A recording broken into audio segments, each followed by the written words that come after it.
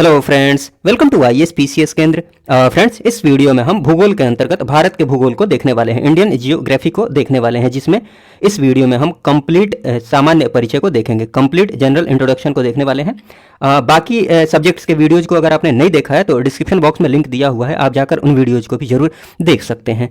रही बात regular PDF की, तो रेगुलर पीडीएफ के लिए डिस्क्रिप्शन बॉक्स में लिंक दिया हुआ है टेलीग्राम चैनल का, आप जाकर उस चैनल का सब्सक्रिप्शन भी ले सकते हैं। इस नोट्स की खास बात यह है कि आप बीपीएससी की तैयारी कर रहे हो या फिर कोई भी स्टेट पीसीएस एग्जाम की तैयारी कर रहे हो, सिलेबस में जो भी चीज़ें हैं ना, उन चीज़ों को काफ़ी सिंपल और सिस्टमेटिक ढंग से यहाँ पर प्रेजेंट किया गया है, जिससे कि चीज़ों को पढ़ने में आपको काफ़ी आसानी भी होगी और चीज़ें समझ में भी आएंगी आसानी से। हाँ, रेगुलर वीडियोज देख रहे हैं तो कॉन्सेप्ट भी क्लियर होते जा रहे होंगे। तो इस नोट्स का फ़ायदा ये है कि कम टाइम में क्वालिटी रिवीजन के लिए ये नोट्स जो है ना आपके लिए काफ़ी फ़ायदेमंद साबित हो सकता है। ठीक है, तो चलिए बिना किसी देरी के इस वीडियो को शुरू करते हैं। इसमें भारत के भूगोल में हम सबसे पहले सामान्य परिचय को देखने वाले हैं। सामान्य परिचय में बहुत सारी बातें हैं जो इंपॉर्टेंट है, एग्जाम पर्सपेक्टिव से काफ़ी इंपॉर्टेंट ये टॉपिक है। ठीक है, तो आप ध्यान से देखिएगा। हाँ, जब आप भूगोल पढ़ रहे हैं, जियोग्राफी पढ़ रहे हैं, तो मैप को तो आप नहीं छोड़ सकते हैं। ठीक है, मैप को छोड़कर चलते हैं तो बहुत सारी चीज़ें याद करनी पड़ जाएंगी, बाद में कन्फ्यूजन हो सकता है, इसलिए मैप के साथ चीज़ों को समझते जाइए, फिर कोई दिक्कत नहीं होने वाली है। ठीक है, तो मैं कोशिश करूँगा जहाँ भी मैप की ज़रूरत पड़ेगी वहाँ मैप से चीज़ों को समझाऊँ। ठीक है, देखिए सबसे पहले तो सामान्य परिचय में जान लेते हैं कि भारत की स्थिति क्या है। मैं थोड़ा जूम कर लेता हूँ इसको। भारत की बात की जाए तो विश्व में भारत की स्थिति क्या है। देखिए, विश्व में भारत की स्थिति की बात की जाए तो सबसे पहले तो ये एक दक्षिण एशियाई देश है। भारत दक्षिण एशियाई देश है और जनसंख्या के रिस्पेक्ट में बात की जाए तो विश्व का लगभग 17.5%, 17.5% जनसंख्या जो है ना भारत में निवास करती है। ये 2011 के सेंसस के अनुसार, 2011 जनगणना के अनुसार, तो थोड़ा सा इंपॉर्टेंट डेटा है, ध्यान रखिएगा। उसके बाद बात की जाए विश्व के क्षेत्रफल का कितना हिस्सा भारत कवर करता है। विश्व का जो पूरा क्षेत्रफल है उसका 2.4% क्षेत्रफल भारत कवर करता है। ठीक है, उसके बाद बात की जाए, देखिए भारत का ना विश्व में 7वां स्थान है क्षेत्रफल की दृष्टि से। सबसे बड़ा जो सबसे ज़्यादा क्षेत्रफल किसका है, रूस का है, फिर कनाडा का है, फिर यूएसए का है, फिर चीन का है, फिर ब्राज़ील का है, फिर ऑस्ट्रेलिया का है, इसके बाद किसका है, भारत का है। ठीक है, हाँ, जनसंख्या की दृष्टि से देखा जाए तो भारत का दूसरा स्थान है, जबकि पहला स्थान किसका है, चीन का है। तो ये तो आप जानते होंगे। ठीक है, उसके बाद क्षेत्रफल, ये थोड़ा सा फैक्ट है, ध्यान रख सकते हैं इसको। भारत का जो पूरा क्षेत्रफल है वो कितना है, 32,87,263 वर्ग किलोमीटर। तो इसको आप ऐसे मत याद रखिए, मोबाइल नंबर के जैसा याद रख लीजिए, 32,87,263 ऐसे करके। ठीक है, 32,87,263 वर्ग किलोमीटर, स्क्वायर किलोमीटर। ठीक, कोई दिक्कत की बात नहीं है। उसके बाद बात की जाए कि मुख्य भूमि का जो विस्तार है, एक्सपेंशन जो है वो कैसा है, कितना है एक्सपेंशन, मतलब उत्तर से दक्षिण तक इसकी लंबाई कितनी है, पूरब से पश्चिम तक इसकी लंबाई कितनी है, ये थोड़ा सा देख लीजिए, इंपॉर्टेंट डेटा है, ये आपको ध्यान रहना चाहिए। जैसे कि इधर की तरफ आपको पता है कि नॉर्थ होता है, इधर की तरफ साउथ, ठीक, इधर की तरफ ईस्ट हो जाएगा, इधर की तरफ वेस्ट हो जाएगा। तो नॉर्थ टू साउथ देखें, उत्तर से दक्षिण, तो ये वाली जो लंबाई है ना, ये वाली लंबाई कितनी है, 3214 किलोमीटर, यहाँ लिखा हुआ है 3214 किलोमीटर। ठीक है, उसके बाद ऐसे बात की जाए, इधर से लेकर, मतलब ये पूरब से लेकर पश्चिम तक, ये वाली लंबाई कितनी है, ये वाली 2933 किलोमीटर। ठीक, यहाँ पर लिखा है मैंने साफ 2933 किलोमीटर, कोई दिक्कत नहीं है। उसके बाद बात कर लेते हैं कि अक्षांशीय विस्तार की। देखिए, अक्षांश रेखा, देशांतर रेखा, जब हम विश्व का भूगोल पढ़ेंगे ना तो वहाँ डिटेल्स में पढ़ेंगे कि अक्षांश रेखाएं क्या होती है, देशांतर रेखाएं क्या होती हैं। ठीक है, ये सारी बातें वहाँ पर हम डिटेल्स में पढ़ेंगे। यहाँ पर थोड़ा सा आइडिया दे देता हूँ। मान लीजिए ये पृथ्वी है, अर्थ है, तो अर्थ के बीचों बीच, पृथ्वी के बीचों बीच, ठीक बीचों बीच ये एक लाइन है जिसको बोलते हैं विषुवत रेखा। ठीक है ना, या फिर भूमध्य रेखा, जो अर्थ को 2 बराबर भागों में बांटती है, ये वाली रेखा। हालांकि ये रेखा नहीं है, ये एक वृत्त है। ये कैसे वृत्त है आगे मैं चीज़ों को समझाऊंगा। उसके बाद इसी के समानांतर बहुत सारी लाइनें इधर की तरफ भी होती हैं, इधर की तरफ भी होती हैं। ठीक है ना, इन्हीं को अक्षांश रेखाएं बोलते हैं, कितनी रेखाएं होती हैं, सारी बातें हम बाद में करेंगे और इनको डिग्री में बताते हैं। ठीक, एक एक डिग्री बढ़ते जाता है और डिग्री में कैसे क्यों बताते हैं, सेंटर से इसको मेजर करते हैं, ये सारी बातें हम बाद में देख लेंगे। अभी खाली इतना जान लीजिए कि 23 डिग्री अक्षांश रेखा को, मतलब ऐसे बढ़ते जाइए, 1 2 3 4 ऐसे बढ़ते जाइए और यहाँ पर 23.5 डिग्री, 23.5 डिग्री 23.5, ठीक है ना, 23.5 डिग्री 23.50, 23.5 डिग्री अक्षांश रेखा को कर्क रेखा बोलते हैं। किधर की तरफ? इससे उत्तर की तरफ, उत्तर की तरफ, उत्तरी गोलार्ध में। देखिए ये वाला ये जो विषुवत रेखा है इसके उत्तर में इसको उत्तरी गोलार्ध बोलेंगे। गोला का अर्थ मतलब गोलार्ध, गोला का अर्थ, इस पूरे गोले का ये आधा हिस्सा इधर हो गया, आधा हिस्सा नीचे है, तो उत्तरी गोलार्ध मतलब उत्तर साइड वाला जो गोलार्ध है, गोले का आधा भाग उत्तर साइड वाला इधर हो गया और दक्षिण साइड वाला इधर हो गया। ठीक, आगे हम डिटेल्स में पढ़ेंगे, टेंशन नहीं लीजिए। ठीक, तो उत्तर साइड में जो 23.5 डिग्री पर अक्षांश रेखा होती है उसको बोलते हैं कर्क रेखा, और वही 23.5 डिग्री पर दक्षिण साइड में मतलब इधर की तरफ अक्षांश रेखा होती है उसको क्या बोलते हैं? मकर रेखा। ठीक है, कर्क रेखा अर्थात ट्रॉपिक ऑफ कैंसर। ठीक है, मकर रेखा ट्रॉपिक ऑफ कैप्रिकॉर्न। ठीक है, ये सारी बातें हैं। चलिए यहाँ पर थोड़ा सा देख लीजिए, अक्षांशीय विस्तार की बात की जाए। हाँ, ये मैंने जैसे बता दिया ये गोला है। ठीक, तो ये तो विषुवत रेखा आप समझ लिए। थोड़ा सा ये भी जान लीजिए कि देशांतर रेखाएं कौन सी होती हैं। देखिए जैसे इधर की तरफ नॉर्थ है तो नॉर्थ पोल होता है उत्तरी ध्रुव, और इधर की तरफ दक्षिणी ध्रुव। तो नॉर्थ पोल मतलब उत्तरी ध्रुव और दक्षिणी ध्रुव को मिलाने वाली जो लाइन होती है ना, इसी को देशांतर रेखाएं बोलते हैं। ठीक, बहुत सारी देशांतर रेखाएं हो सकती हैं, जैसे जो 0 डिग्री देशांतर रेखा होती है, ये आगे पढ़ेंगे हम कि ये लंदन के क्या बोलते हैं ग्रीनविच से होकर गुजरती है। ये सारी बातें आगे हम डिटेल्स में पढ़ेंगे। ठीक है, तो बहुत सारी ये सब देशांतर रेखाएं हैं। अब देखिए ये वाला, इसको बीचों बीच यहाँ पर ये जो 0 डिग्री देशांतर रेखा है ना, ये पूरे पृथ्वी को 2 बराबर भाग में बांटती है ये वाली रेखा। इसके इधर की तरफ पूर्वी देशांतर रेखाएं हो जाएंगी और इसके इधर की तरफ पश्चिमी देशांतर रेखाएं हो जाएंगी। इसमें कोई दिक्कत की बात आपको नहीं है। आगे मैं बार बार बोल रहा हूँ, डिटेल्स में पढ़ेंगे जब विश्व का भूगोल पढ़ेंगे, इसलिए आप टेंशन नहीं लीजिएगा। मोटा मोटी मैंने आपको आइडिया दे दिया है। ठीक है, चलिए देखिए, तो यहाँ पर बात की जाए अक्षांशीय विस्तार की, मतलब भारत के अक्षांशीय विस्तार की बात की जाए कि किस अक्षांश रेखा के बीच में भारत आता है, तो मुख्य भूमि से देखा जाए, पहले समग्र रूप से देख लेते हैं। एक मिनट रुक जाइए। समग्र रूप से मतलब यहां पर देख लीजिए, ये भी तो भारत का हिस्सा है ना, अंडमान निकोबार द्वीप समूह। तो यहां पर देखिए इसका आखिरी बिंदु, दक्षिणतम बिंदु है ना, वो कहां पर है? 6 डिग्री 45 मिनट, 6 डिग्री 45 मिनट। ठीक है, यहां पर। ठीक, तो दक्षिणतम जो बिंदु है, समग्र रूप से मैं बोल रहा हूं, अभी मुख्य भूमि की बात नहीं कर रहा, इस अंडमान निकोबार द्वीप समूह को भी लेकर बोल रहा हूं। ठीक है, तो सबसे दक्षिणतम बिंदु कौन सा है? 6 डिग्री 45 मिनट, 6 डिग्री 45 मिनट। और उत्तरतम बिंदु कौन सा है? सबसे नॉर्दर्न जो पॉइंट है यहां पर है 37 डिग्री 6 मिनट। ठीक है ना, उत्तरी अक्षांश 37 डिग्री 6 मिनट उत्तरी अक्षांश। उसके बाद बात की जाए, ये मैंने सब लिखा है, टेंशन मत लीजिएगा। देखिए ना यहाँ पर लिखा है अक्षांशीय विस्तार, लैटिट्यूडनल एक्सपेंशन। समग्र रूप से देखा जाए तो अक्षांशीय विस्तार अभी तो मैंने बताया कि पृथ्वी के वो पैरेलल हॉरिजेंटल लाइनें जो है ना, ये अक्षांश रेखाएं हैं। ठीक, ऐसे और ऐसे जो हैं ये देशांतर रेखाएं हैं। ठीक है, तो अक्षांशीय मतलब ये वाली लाइनें यहां से लेकर, तो यहां पर यहां जो अक्षांश रेखा है उसकी वैल्यू डिग्री में देखने जाए तो 6 डिग्री 45 मिनट। एंगल को मिनट में भी बताते हैं, सेकंड में भी बताते हैं। जो मैथ्स पढ़े हैं उनको पता होगा, जो नहीं पढ़े हैं वो बस जान लीजिए, डिग्री मिनट सेकंड सब में बताते हैं एंगल को। ठीक है, चलिए, तो 6 डिग्री 45 मिनट सबसे उत्तरतम बिंदु, मतलब यहाँ पर देखा जाए तो इस अक्षांश रेखा को डिग्री में, मतलब डिग्री में इसकी वैल्यू कितनी है? 37 डिग्री। ठीक है, 37 डिग्री 6 मिनट उत्तरी अक्षांश। ये भी उत्तर में है पूरी तरह से। देखिए ये गोला है ना, 1 मिनट रुकिए, पूरी तरह से भारत जो है ना उत्तरी गोलार्ध में अवस्थित है। 1 मिनट रुक जाइए, 1 मिनट बस। ये विषुवत रेखा हो गया, प्रधान क्या बोलते हैं इसको, भूमध्य रेखा हो गई, और ये है ग्रीनविच 0 डिग्री देशांतर रेखा। ठीक है, भारत जो है ना यहाँ पर है, तो पूरी तरह से ये देखा जाए तो भारत कहाँ है? उत्तरी गोलार्ध में है, पूरी तरह से उत्तरी गोलार्ध में है। ठीक है ना, विषुवत रेखा से ऊपर है। और देशांतर रेखा के रेस्पेक्ट में बात की जाए तो पूरी तरह से पूर्वी गोलार्ध में है।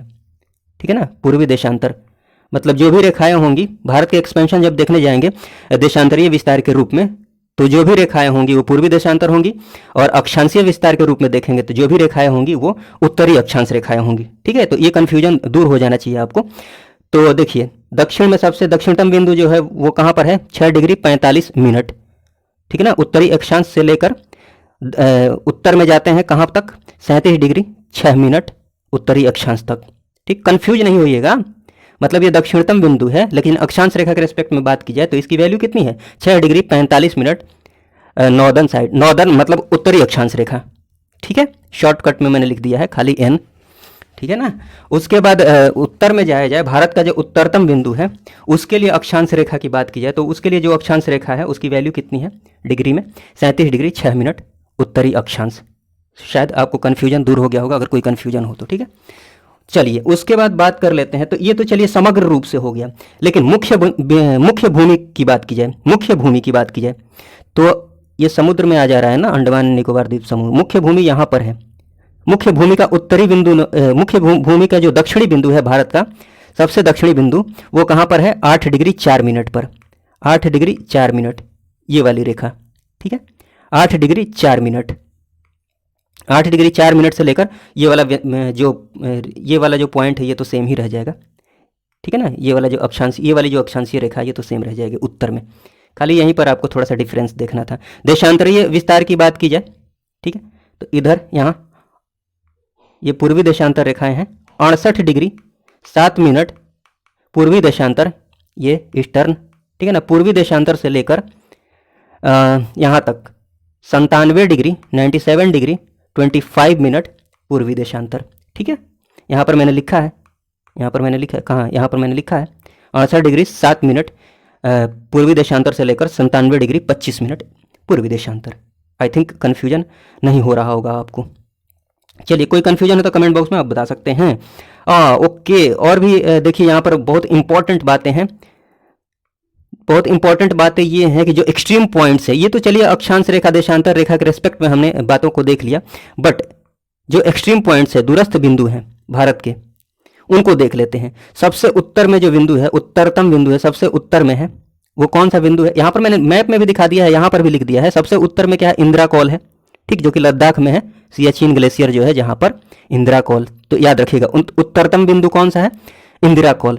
ठीक है, दक्षिणतम बिंदु की बात करते हैं। सबसे दक्षिण में मुख्य भूमि पर बात की जाए तो कन्याकुमारी है, जो कि तमिलनाडु में पड़ता है। सारी बातें इंपॉर्टेंट है, लेकिन समग्र रूप से बात की जाए, मतलब अंडमान निकोबार द्वीप समूह को भी ले लिया जाए, तो दक्षिणतम बिंदु कौन सा है, इंदिरा पॉइंट है, जो कि कहाँ पर है, ग्रेट निकोबार। ठीक है ना, अंडमान निकोबार के बारे में डिटेल्स में भी हम देखेंगे, टेंशन नहीं लीजिए। उसके बाद बात करते हैं, देखिए पूर्वी बिंदु की बात की जाए, सबसे पूर्वी बिंदु तो अरुणाचल प्रदेश में है कीबीथू।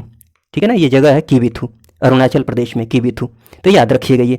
और सबसे पश्चिम में बात की जाए तो गुजरात में है गुहारमोती। ठीक है, यहाँ पर मैप में भी दिखा दिया है। मैं आपको सजेस्ट करूंगा कि जो भी चीज़ें हैं, जिसको भी आप मैप से पढ़ सकते हैं, मैप से पॉसिबल है तो मैप से ही देखिए, तब मज़ा आएगा पढ़ने का, कन्फ्यूजन नहीं रहेगा एग्जाम हॉल में, कभी कन्फ्यूज होएंगे ही नहीं। देखिए ये सबसे पूर्वी बिंदु यहाँ पर दिखाया है मैंने कीबीथू, सबसे पश्चिमी बिंदु यहाँ पर गुहारमोती दिखाया है, सबसे दक्षिणी बिंदु मुख्य भूमि पर देखिए यहाँ पर कन्याकुमारी दिखाया है तमिलनाडु में। ठीक है ना, और यहाँ पर देखिए ग्रेट निकोबार इंदिरा पॉइंट को दिखाया है। समग्र रूप से अगर देखा जाए तो सबसे दक्षिणी बिंदु, और सबसे उत्तरी बिंदु इंदिरा कॉल सियाचिन ग्लेशियर दिखाया है ना। ये लद्दाख है, नीचे वाला ये जम्मू कश्मीर है, और ऊपर वाला ये लद्दाख है। ठीक है, चलिए उसके बाद बात करते हैं, उसके बाद कर्क रेखा की बात करते हैं। हाँ, कर्क रेखा के बारे में मोटा मोटी आपको बता दिया है मैंने। कर्क रेखाएं आपको यहाँ पर विशेष रूप से ध्यान रखनी है कि भारत के किन किन राज्यों से होकर गुजरती है और कितने राज्यों से होकर गुजरती है। तो सबसे पहले तो जान लीजिए कर्क रेखाएं भारत के 8 राज्यों से होकर गुजरती है। मैं आपको बिल्कुल नहीं बोलूंगा कि आप इसको रटिए, ठीक है, मैं बिल्कुल नहीं बोलूंगा, भले मैंने यहाँ पर लिख दिया है, लेकिन जब आप, मेरे कहने का मतलब ये है कि आप आदत डाल लीजिए कि ये जो सारे नाम है ना, इनको आप मैप में देखेंगे। हाँ, 1-2 बार मैप में देख लीजिए, बार बार मैप देखने का मन नहीं करता है तो जब गुजरात देखिए तो आपके दिमाग में आना चाहिए, इमेजिन करिए आंख बंद करके गुजरात किधर है, फिर उसके बाद राजस्थान किधर है, फिर मध्य प्रदेश, ऐसे इमेजिन करते हुए इन चीज़ों को देख सकते हैं। लेकिन सबसे पहले आप मैप जरूर देखिए। ठीक है, देखिए यहाँ पर कर्क रेखा, थोड़ा सा जूम करके मैं देखता हूँ, जूम करके दिखा रहा हूँ। देखिए ये कर्क रेखा है, ये कर्क रेखा देखिए कैसे जा रही है। ये गुजरात है, गुजरात से होते हुए यहाँ पर देखिए थोड़ा सा राजस्थान को यहाँ पर क्रॉस करते हुए राजस्थान को, तो ये राजस्थान से भी ये रेखा गुजर रही है। फिर मध्य प्रदेश होते हुए छत्तीसगढ़ होते हुए देखिए, ये झारखंड होते हुए, ये यहाँ पर देखिए पश्चिम बंगाल होते हुए आगे बढ़ते जाइए, यहाँ पर ये त्रिपुरा है, ठीक है ना, यहाँ पर त्रिपुरा होते हुए मिजोरम। टोटल 8 राज्यों से होकर कर्क रेखा गुजर रही है, ठीक है ना। उत्तरी अक्षांश ये यहाँ पर दिया हुआ कर्क रेखा 23.5 डिग्री, उत्तरी अक्षांश को कर्क रेखा बोलते हैं, ठीक है। चलिए उसके बाद बात कर ली जाए।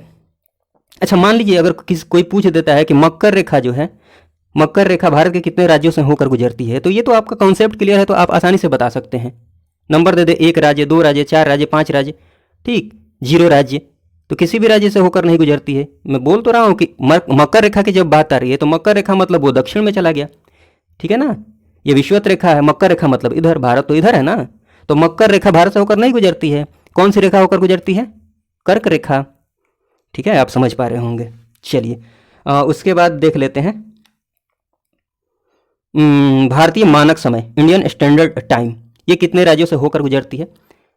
तो भारतीय मानक समय के बारे में आपको मैं बताऊं तो अंतर्राष्ट्रीय जो मानक समय है उसकी बातें बाद में करेंगे हम, जैसे कि जो वो ग्रीनविच, लंदन के ग्रीनविच से होकर गुजरती है वो लाइन 0 डिग्री देशांतर रेखा, ठीक, वहाँ से टाइम को डिसाइड करते हैं। बट हर देश का अपना एक स्टैंडर्ड टाइम मैनेजमेंट सिस्टम होता है जो जनरली उस देश से होकर बीचों बीच होकर गुजरने वाली देशांतर रेखा के आधार पर निर्धारित कर लिया जाता है। बीचों बीच अर्थात उसके बिल्कुल मध्यवर्ती भाग से होते हुए गुजरने वाली देशांतर रेखा के आधार पर निर्धारित कर लिया जाता है और उसी टाइम को पूरे देश का टाइम मान लिया जाता है। जनरली मैंने इसलिए बोला है क्योंकि कहीं कहीं पर ये रेखाएं दो रेखाएं होती है, जैसे कि रूस वगैरह है, वहाँ पर दो रेखाएं हैं टाइम डिसाइड करने के लिए। भारत में भी ये बात चल रही है, लेकिन फिलहाल आप ये जानकर चलिए कि भारत की जो मानक समय रेखा है वो कौन सी समय रेखा है, 42.5 डिग्री, सॉरी 82.5 डिग्री, ठीक है ना, 82 डिग्री 30 मिनट, ठीक है, ये बिल्कुल इसके बीचों बीच आएगा, कैलकुलेट कीजिएगा तो।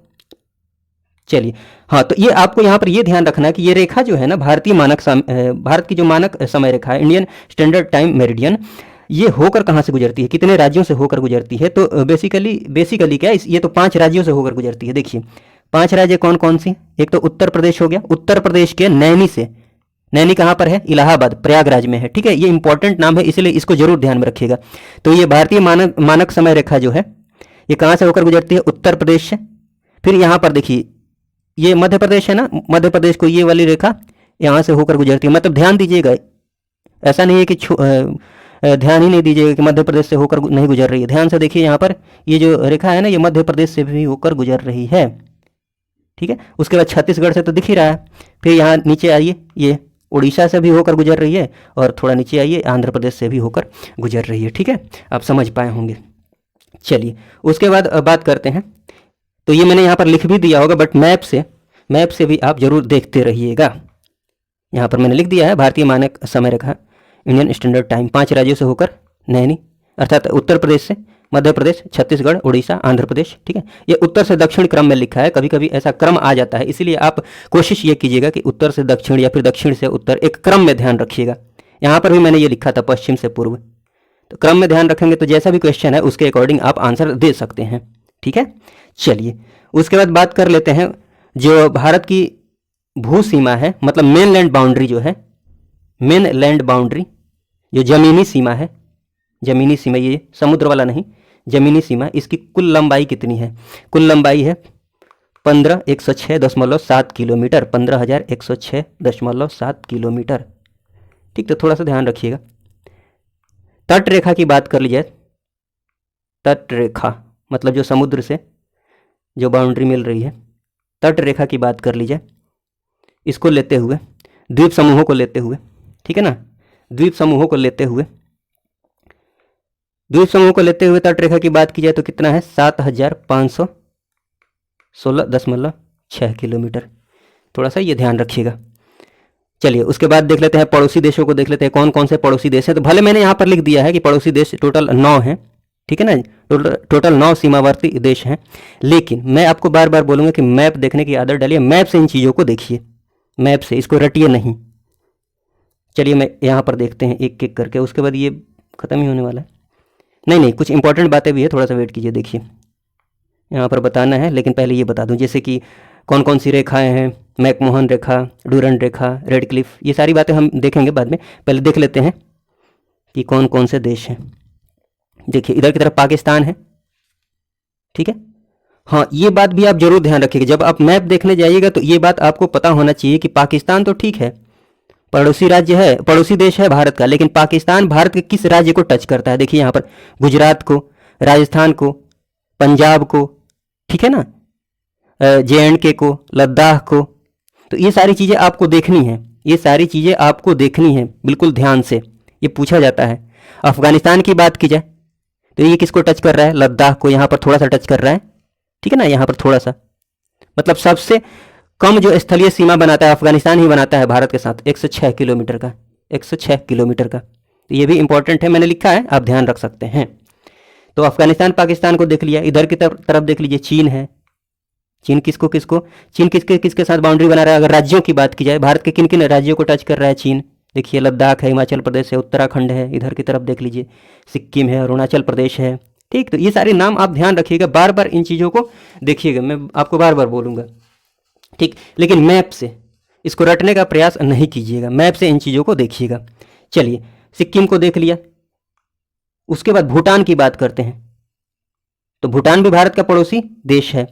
ये भारत के किन किन राज्यों को टच करता है, देखिए यहाँ पर ध्यान से देखिए, ये नीचे से इधर से आया है, ये बंगाल को भी टच कर रहा है ना, यहाँ पर बंगाल को, भूटान को देखा जाए तो ये बंगाल को भी टच कर रहा है, पश्चिम बंगाल को। और यहाँ पर देखिए सिक्किम को भी मैप में, भूटान पश्चिम बंगाल को, सिक्किम को, इधर देख लीजिए यहाँ पर, इधर की तरफ, इधर की तरफ, इधर की तरफ अरुणाचल प्रदेश को, ठीक है ना, और नीचे यहाँ देख लीजिए असम को। तो आप मैप से इन चीज़ों को जरूर देखिएगा, जब भी किसी देश को देखिए आप ये जरूर देखिए कि वो भारत के किन किन राज्यों को टच कर रहा है। अच्छे अगर क्वेश्चंस पूछे जाते हैं तो यहाँ से पूछे जा सकते हैं, ठीक है ना। हालांकि जो इंपॉर्टेंट इसमें है पाकिस्तान वाला जरूर ध्यान में रखिएगा। उसके बाद जो इंपॉर्टेंट है आगे मैंने लिखा ही है, बट यहाँ पर मैं आपको समझा दे रहा हूँ। उसके बाद चलिए अफगानिस्तान पाकिस्तान चीन देख लिया हमने, बांग्लादेश को देख लेते हैं, थोड़ा सा इसको और जूम कर लेता हूँ। देखिए बांग्लादेश की बात की जाए, यहाँ पर बांग्लादेश है, बांग्लादेश की बात की जाए तो ये किसको किसको टच कर रहा है, यहाँ पर देखिए, यहाँ इधर की तरफ, इधर की तरफ पश्चिम बंगाल को। पश्चिम बंगाल और ये बांग्लादेश एक ही तो थे पहले, इन्हीं को तो तोड़कर ये इधर की तरफ जब पाकिस्तान भारत पाकिस्तान बना था तो ये पाकिस्तान के हिस्से में चला गया, बाद में फिर पाकिस्तान अलग, पाकिस्तान दो भागों में टूट गया तो एक बांग्लादेश बन गया। खैर वो अलग बात है, बाद में बात करेंगे। तो ये बांग्लादेश जो है ये टच करता है पश्चिम बंगाल को भी, ठीक है, पश्चिम बंगाल को टच करता है। इधर आइए, इधर की तरफ देखिए, यहाँ पर त्रिपुरा को, यहाँ पर देखिए मिजोरम को भी, ठीक है, कोई दिक्कत नहीं है, आप देख लीजिएगा आराम से नोट्स में जूम करके। त्रिपुरा को, मेघालय यहाँ पर मेघालय है, ठीक है, मेघालय को। उसके बाद यहाँ पर देख लीजिए असम को, इधर की तरफ असम को, यहाँ पर थोड़ा सा असम को। तो ये सब आप भी देखते रहिएगा, मैं थोड़ा सा दिखा दे रहा हूँ आपको। उसके बाद म्यांमार की बात की जाए, ये है म्यांमार, ये किसको किसको टच करता है, इधर देखिए अरुणाचल प्रदेश हो गया, ठीक है, यहाँ नागालैंड हो गया, ये मणिपुर हो गया, मिजोरम हो गया, ये सारी चीज़ें हैं, तो आप देखते रहिएगा।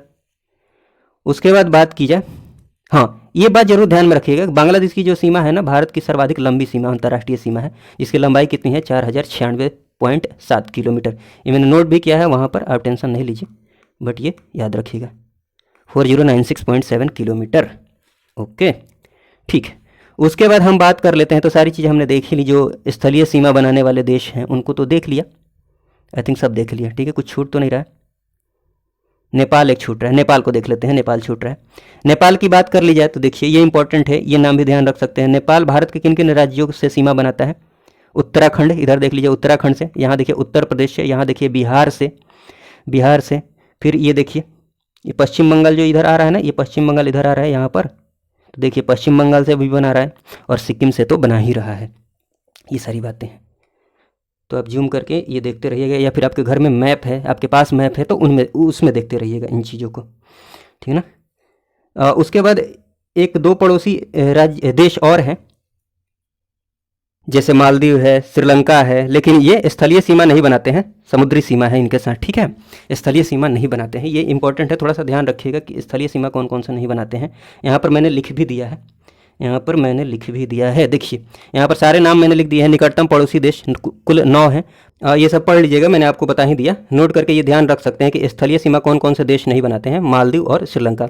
स्थलीय सीमा का मतलब जो डायरेक्ट ज़मीन से कनेक्टेड हो, स्थलीय सीमा, और जो डायरेक्ट ज़मीन से कनेक्टेड नहीं है वो कौन से स्थलीय सीमा नहीं है, वो जल के द्वारा कनेक्टेड है, वाटर के द्वारा, पानी के द्वारा कनेक्टेड है, ठीक है, जैसे मालदीव, श्रीलंका वगैरह हो गए, ठीक है ना। देखिए सबसे लंबी सीमा ये मैंने बता ही दिया है, बांग्लादेश के साथ है 4096.7 किलोमीटर। सबसे छोटी सीमा अफगानिस्तान के साथ 106 किलोमीटर। इंपॉर्टेंट है, ध्यान रखिएगा। हाँ, ये ध्यान आप रख सकते हैं। और हो सकता है आपको क्वेश्चंस में ये सारी चीज़ें भी मिले कि प्राकृतिक सीमा या फिर मानव निर्मित सीमा। तो मानव निर्मित कहने का मतलब ये है कि जो हमने खुद से बनाया है, जो ऑलरेडी पहले से एग्जिस्ट सीमा नहीं कर रही थी, वो वाली सीमा जो पहले से एग्जिस्ट नहीं कर रही थी, ठीक है ना। जैसे पाकिस्तान बना दिया, तो पाकिस्तान भारत के बीच में जो सीमा है वो मानव निर्मित हो गया। पाकिस्तान बांग्लादेश भारत के बीच में जो सीमा है वो भी क्या बोलते हैं, मानव निर्मित हो गया, ठीक है ना। तो ये सारी बातें। एक बात और ध्यान रख लीजिएगा कि भारत पाकिस्तान जो सीमा है ना, भारत पाकिस्तान सीमा, ये अध्यारोपित सीमा का एग्जाम्पल है। अध्यारोपित अर्थात किसी और के द्वारा अध्यारोपित की गई है, किसी और के द्वारा ये थोपा गया है, ऐसे आप समझ सकते हैं, सुपर इम्पोज्ड बाउंड्री, ठीक है ना। तो ये उसका एग्जाम्पल है। चलिए, ये वैसे ही आप समझ सकते हैं, इसलिए मैंने इसको नोट करके नहीं लिखा है। और ये कुछ लाइनें हैं, इंपॉर्टेंट लाइनें। रेडक्लिफ लाइन है, मैकमोहन लाइन है, डूरंड लाइन है, पाक स्ट्रेट है। तो ये थोड़ा सा नाम है, याद रख लीजिएगा किनके किनके बीच में है। भारत पाकिस्तान के बीच में जो सीमा रेखा है उसको बोलते हैं रेडक्लिफ रेखा, ठीक है। भारत चीन के बीच में जो है मैकमोहन रेखा है। भारत अफगानिस्तान के बीच में जो सीमा रेखा है उसका नाम क्या है, डूरंड रेखा है। और भारत श्रीलंका के बीच में एक स्ट्रेट है, ठीक है ना, पाक जलडमरू मध्य, पाक जलडमरू मध्य, पाक स्ट्रेट। पाक मतलब पाकिस्तान नहीं, इसका ये जो पाक है ना, इसकी स्पेलिंग है PALK, ठीक है। तो यहाँ पर है पाक स्ट्रेट, भारत और श्रीलंका के बीच में। तो ये याद रखिएगा, पाक स्ट्रेट भारत श्रीलंका के बीच में ये है। और उसके बाद देख लीजिए कुछ एक बातें हैं, ये ध्यान रख सकते हैं आप कि बंगाल की खाड़ी इधर की तरफ है। मैं आपको दिखा देता हूँ इसी में। ये हो गया इधर बंगाल की खाड़ी, ठीक है। इधर की तरफ अरब सागर और नीचे की तरफ हिंद महासागर, इधर की तरफ हिंद महासागर, ठीक है।